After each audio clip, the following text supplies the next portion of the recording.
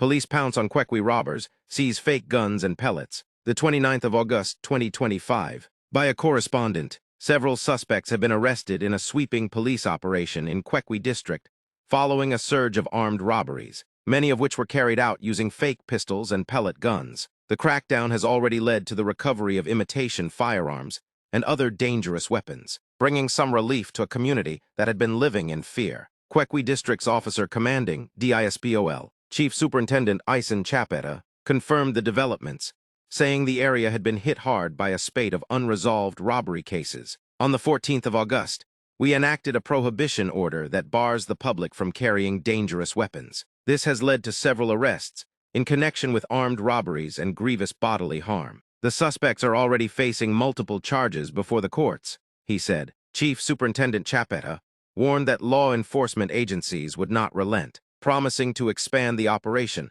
until criminal gangs are rooted out. The net is widening. There is no place to hide for would-be offenders. But we cannot win this war without public support. I therefore urge the community to work hand in glove with the police until we weed out these uncouth elements in our society. He said, as directed by the National Command, we are dealing decisively with firearms and other dangerous weapons. What you are seeing is only the beginning. Zimbabwe has in recent months seen a rise in armed robberies, some of them deadly.